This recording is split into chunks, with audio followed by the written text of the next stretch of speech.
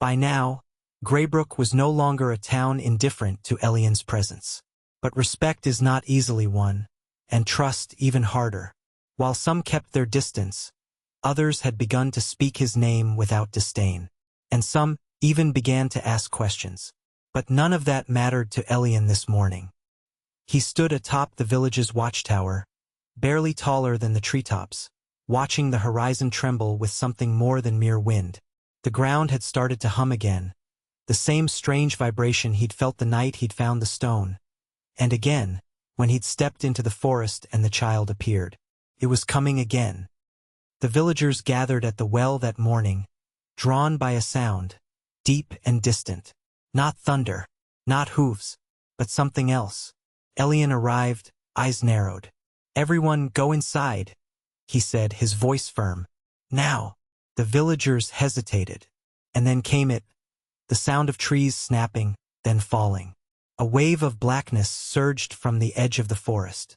Not water, not shadow, smoke, and behind it a wall of flame. Greybrook was not prepared. They had no fire brigade, no plan.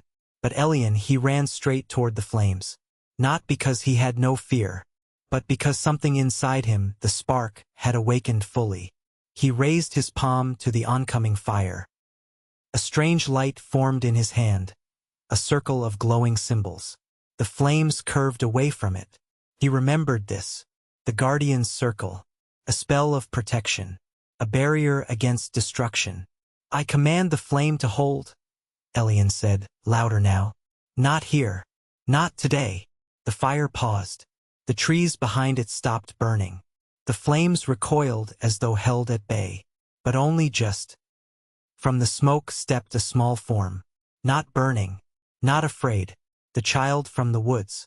"You've remembered well, guardian," she said. "But the fire is not natural. Something has fed it. You must find the source." Elian turned to her, his breath sharp. "What are you?" "Not what. Who?" "I am the keeper of the first flame. You were once its bearer." And then she vanished into smoke. He ran, right into the blaze, but it parted for him like water before a ship. He followed the smoke to its source, an ancient tree, blackened and hollow, standing alone in a circle of ash. At its base, a mark, not a burn but a sigil, an old enemy's sign, the Hollow Man. Whispers filled Elian's ears. "You left us. You failed the order. You were never enough." But Elian clenched his fists and pressed his hand against the sigil. "Not again," he said.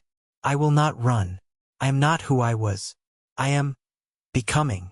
The tree groaned, and the flame shrank back. Then silence. Greybrook watched as Elian returned, smoke trailing behind him like a cloak. The fire was gone. No homes burned. Not a single life lost.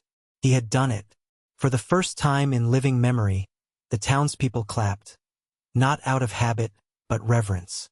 An old woman whispered, "The guardian has returned." But Elian shook his head.